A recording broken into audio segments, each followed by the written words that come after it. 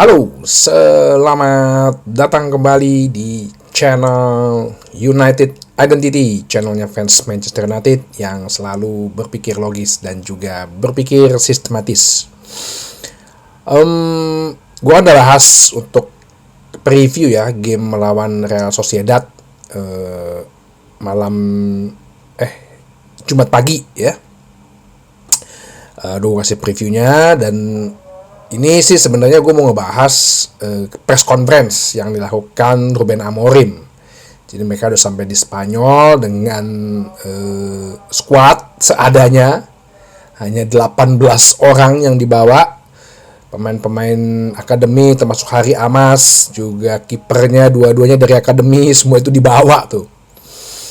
Nah, sehari sebelumnya Ruben Amorim itu mengadakan interview dengan Sky Sport. Ini gue sekarang bingung juga ya, pelatih yang banyak interview itu cuma Manchester United loh.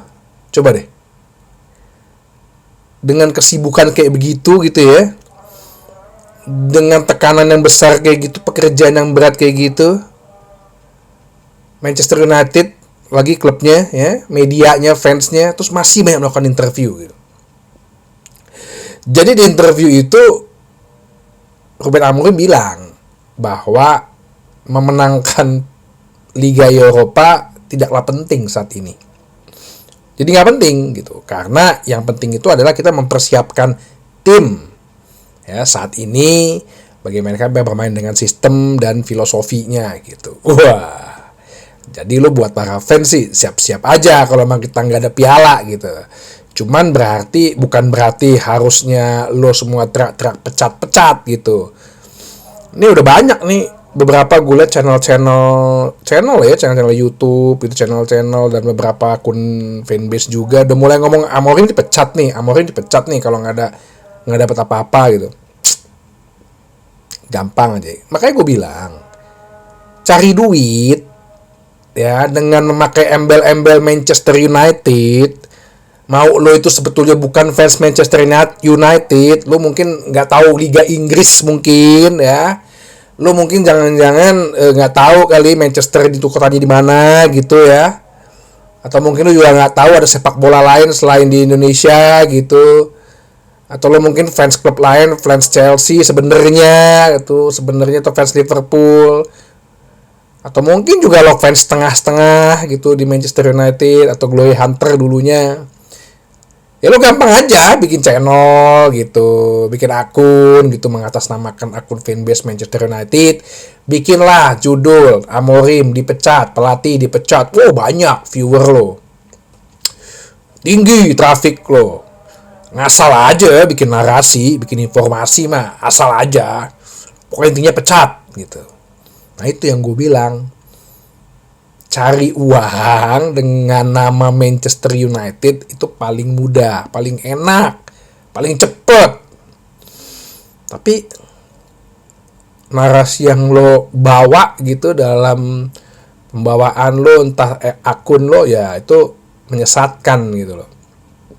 Dan disinilah gue mungkin melawan arus gitu. Mungkin gue satu-satunya kali ya bisa dibilang, ya gue lah harus melawan itu gitu loh.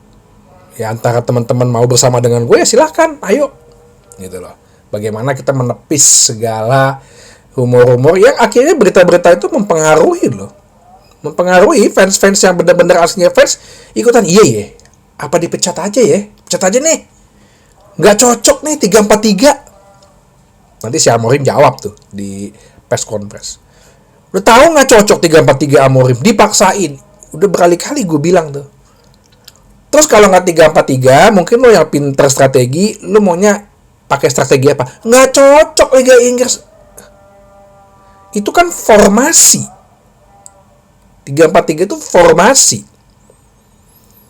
Terus kalau mau ngomong ke Manchester United, kalau nggak pakai 3-4-3, formasi apa? Lah kemarin zaman Ten Hag formasi 4-2-3-1 nggak berhasil tuh. Dengan cara bermain Ajax mau diterapkan nggak bisa tuh. Ya udah deh, ngalah, ngikutin pemain, freedom football. Ole bilang nggak berhasil tuh, malah Ole lo bilang guru penjas, nggak ngerti strategi, nggak tahu apa-apa, supir angkot. Ya udah deh, yang penting asal menang. Oke, Mourinho nggak bisa juga tuh. Terus maksud lu yang pintar bilang jangan 3-4-3 tuh apa gitu? Lu berdasarkan fakta apa, berdasarkan ilmu apa lu bilang 3-4-3 itu nggak, itu kan formasi gitu loh. Gaya bermainnya, cara bermainnya ya itu beda lagi, strategi ya beda lagi gitu loh. Sistem, nah itu beda lagi nanti. Ya mungkin ada informasi apa gitu, jadi mereka menganggap itu yang bagus, kalau 3-4-3 nggak cocok di Liga Inggris. How do you know gitu? Nah, jadi dari pernyataan Ruben Amorim di awal itu, akhirnya kan dia mengadakan press conference ya, bersama dengan ditemenin oleh Matthijs de Ligt. Nah, di situ ditanyakan beberapa pertanyaan ya, yang dimana ditanyakan oleh wartawan, jurnalis, kenapa ya kok squad lo dikit banget katanya, cuma 18 orang yang dibawa. Chido Obi nggak ada lo bawa gitu kan, tapi Jack Fletcher yang didaftarin nggak lo bawa. Ya, Amorim bilang ya kalau Chido Obi kan ya kita harus mendaftarkan kan maksimal 3 sebagai pengganti gitu loh ya. Gue juga nggak mau memberikan ekspektasi terlalu besar terhadap pemain itu. Nah ya, kita harus manage nih mentalnya dia. Kalau Jack Fletcher dia bilang karena dia sebenarnya nggak ikut latihan kemarin, sama dia udah masuk dalam skuad pas cadangan kemarin lawan Fulham. Kalau Hari Amas, dia lawan Fulham, kita waktu lawan Fulham di akhir pekan dia nggak ikut main, tapi minggu lalu dia main waktu FA Cup Arsenal. Jadi dia kita masukin, masih fit lah istilahnya. Itu yang dibilang sama Ruben Amorim. Jadi ya menggunakan pemain-pemain muda kan ini sebenarnya apa ya? Ya identitasnya kita lah ya, tradisinya Manchester United gitu loh. Terus ditanya oleh wartawan juga, nah minta penjelasan nih mengenai perkataan dia yang bilang bahwa Europa League tuh it doesn't matter gitu, nggak begitu penting lah, nggak begitu hal yang harus diraih gitu. Padahal kan sebenarnya kalau lu menang Liga Eropa, ya lu ada kemungkinan untuk lu udah punya tiket untuk ke Champions League. Dalam Champions League berarti lu ada uang yang masuk untuk bisa lu beli pemain-pemain yang bagus, yang nama-nama besar. Itu kan bisa lo pakai untuk memperkuat tim lo nanti gitu. Nah, ya dia bilang menangin juara Liga Eropa tuh saat ini bukan sesuatu yang krusial gitu ya. Yang untuk masa depan klub ini ya. Yang penting itu bagaimana kita mempersiapkan tim ini nih. Dia sadar bahwa sekarang dia ada di posisi yang jelek, kemarin di FA Cup udah keluar, dan dengan menjuarai Europa League itu bisa merubah segalanya ya, dan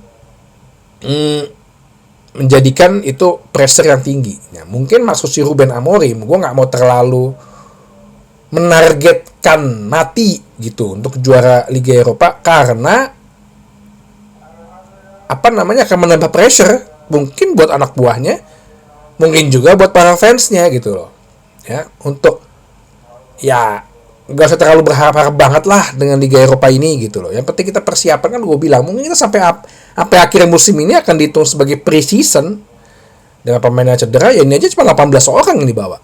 Nah itu yang harusnya lu juga harus sadar ya, jangan nanti tiba-tiba ada yang kalah dalam seiring perjalanan waktu ke depannya terus lu ngomong pecat-pecat lagi. Ya emang saat ini bukan sesuatu yang hal krusial kok. Hal yang krusial apa sih? Ya ini membenahi tim, bagaimana tim ini bisa menguasai sistem dan ide filosofinya dari Ruben Amorim, sehingga ke depannya ya musim depannya kita udah bisa start yang bagus gitu loh. Terus kalau gitu nanti gimana dong buat beli pemain yang ya istilahnya pemain-pemain hebat lah. Ruben Amorim sih dengan percaya diri dia bilang tanpa Champions League ya kita bisa kok dapat pemain-pemain yang the best. Gitu. Ya benar, kalau itu benar. Makanya gue juga suka bingung kalau bikin ada media membuat berita bahwa si X tidak mau bermain di klub A karena mau bermain di Liga Champions. Bedanya apa ya? Coba bedanya apa ya? Lah, seorang individu pemain kan ngejar gaji. Bermain di Liga Champions itu kan untuk klubnya. Klubnya bisa dapat duit. Nah, sekarang kalau klubnya nggak main di Liga Champions aja punya duit, terus lo gue bayar ya main di sini. Emang pemain nggak mau? Coba. Mana mungkin Matthijs de Ligt mau? Mana mungkin Xerxes mau? Bolonya dia bisa main di Champions League loh. Matthijs de Ligt bisa main di Munchen loh sama Mazraoui Champions League. Rasmus Højlund 2 tahun yang lalu. Itu Atlanta main di Champions League terus. Sama Diallo. See? Lisandro Martinez dulu awal-awal. Jadi ya, itu cuma karangan-karangan wartawan dan lu terpercaya aja, oh Champions League. Kan pemain masuk ke Champions League gak berarti gajinya jadi berubah langsung. Tetap aja gajinya segitu. Sekarang ada orang yang main di Conference League lah, nggak usah Europa League kayak Chelsea gitu, tapi bisa menggaji gaji. Ya namanya seorang individu ya, lu lihat dari kacamata individu pemain gitu. Ya mending gue dapat gaji gede tapi gue main di Conference League apa-apa. Gitu pemikirannya si Ruben Amorim gitu. Terus yang ditanyakan juga bahwa bagaimana dengan pemain-pemain muda? Ya kita bilang, contoh nih Matthijs de Ligt sebelah gue ya, pemain muda tapi dia punya experience gitu ya. Jadi kita siap semuanya dengan segala tantangan yang ada, dan tim kita ini selalu memberikan pemain-pemain muda yang ya harus perlu experience sebenarnya. Jadi emang dia tujuannya untuk memberikan pengalaman lah buat pemain-pemain akademi ini, makanya dibawa. Terus Harry Maguire dan Manuel Ugarte apakah ini cedera lama? Dia bilang sih enggak, cuman small things, tapi kita harus atur permainannya, ritme permainannya, nggak ada yang bermain tuh langsung berturut-turut gitu, itu bisa membahayakan. Terus ditanya apakah dengan ini harus lo masalah striker ya, apakah lo harus menciptakan sesuatu untuk strikers, karena kan kita agak susah nih mencetak gol. Dia bilang sometimes susah dijelaskan ya, karena sebenarnya di beberapa pertandingan kita juga banyak expected goals-nya, tapi ya mungkin dia bilang ada sedikit faktor luck. Tapi kalau misalnya gol pertama aja bisa tercipta, gue yakin gol kedua, gol ketiga, gol keempat itu selanjutnya bisa tercipta gitu loh ya. Jadi memang big pressure-nya adalah bagaimana lo mencetak gol pertama dulu deh gitu loh. Nah, gue tanya nih, lo masih percaya nih ya, kepada klub ini dan kepada sistem lo gitu ya. Jadi dibilang sih bahwa kita harus berpikir sebagai klub, project yang panjang, dan ini harus kita pecahkan segala permasalahan-permasalahan ya. Kalau kita menang Europa League, mungkin posisi kita bagus ya. Tapi kita kan juga harus meneruskan itu di Champions League. Permasalahannya, siap gak tim kita saat ini untuk main di Champions League? Gitu lah. Ya, jadi Ruben Amorim mengatakan bahwa, men, lu gak usah sosok mimpi-mimpi main di Champions League. Ya kalau tim lu aja gak siap, komposisi pemain lu belum siap, sistem lu aja belum fix dikuasain oleh para pemain lu, ya buat apa gitu loh. Mending lu yang bener tuh persiapin tim lu tuh jadi dulu. Nah ini ya yang gue bilang, fans juga harus menyadari, bukan masalahan harus menang ganti pelatih, menang pecat ganti pelatih. Lu kan ke Chelsea-Chelsean, ya kan? Pengen ke Chelsea-Chelsean kan? Pecat ganti pelatih, berharap bagus. Ya sekarang lo lihatnya Chelsea nih, menurut lo dia akan juara Conference League? Enggak juga. Real Betis, ada Anthony loh, jangan macam-macam. Terakhir dia juara Champions 2001 kan 4 tahun. Terakhir juara Liga udah 8 tahun yang lalu. Sih? Bukan permasalahan itu, jangan ke Chelsean lah pemikiran lo. Ya kalau lo mau ngefans sama Chelsea ya udah silahkan, gitu aja sih gue. Gampang ya kita ya. Terus dia bilang yang terakhir, ini bukan masalah sistem, dia bilang gitu ya. Sistem nggak masalah. Apa sih bedanya gitu loh? Coba. Ketika lo main 3-4-3, ya ini sebenarnya sama. Dari 3 back membangun serangan, yang bangun serangan 2 defender. Ketika defender 2, 1 midfieldernya turun. Kan sama kayak begitu. Kalau di 4 back. Kalau 4 back, yang sebelah kanannya lagi defender kanannya maju, pasti midfieldernya turun. Kan sebenarnya organisasi sistemnya sama aja. Formasinya aja berbeda gitu loh. Dan memang agak ribet, agak susah, yes. Daripada lontar freedom football, dikasih kebebasan, begitu satu pemain mentok dimatiin Bruno Fernandes, selesai. Itulah yang terjadi pada Ole. Ingat gak? Nah, jadi dia bilang sistem itu tidak menjadi masalah sebenarnya ya. Dan bukan permasalahan sepak bola itu, bukan permasalahan sistem sebenarnya. Sistemnya harus yang penting bagaimana kita itu harus clear ID bermainnya gitu ya. Jadi gue masih komen how to play footballnya, itu yang mesti ini. Dan dia tidak akan berubah. Dia sudah bilang dia tidak akan berubah. Dan memang setiap sistem itu kan punya karakteristik. Nah, karakteristiknya ini ya kayak contoh Atletico Madrid. Karakteristiknya kan whatever you do lo bertahan. Mourinho, Pep Guardiola, karakteristiknya apa? Gue pokoknya pegang bola. Bola tuh harus ada di kaki pemain gue, teman-teman gue, bukan di musuh. Itu karakteristik gitu. Jadi bukan masalah formasi. 3-4-3 nggak cocok nih, 3-4-3. Ya lu banyak-banyak lah coba nonton United Identity atau literasi lain yang bisa berpikir logis dan sistematis. Jadi intinya dia tidak akan merubah itu. No matter what, I will not change. Ya, bukan masalah sistem gue melihat bola ini, ya. Dan dia tidak akan merubah hal itu, ya. Jadi udah clear ya.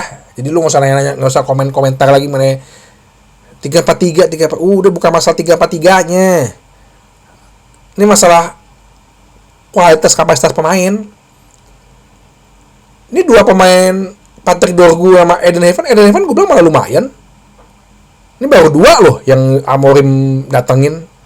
Lu coba bayangin kalau bisa dia bawa, mungkin nih besok nih Summer bawa 4 aja. Gak usah 3 deh, 4, gak usah 5 deh, 4 aja. Terus Summer window-nya bisa nambahin 1.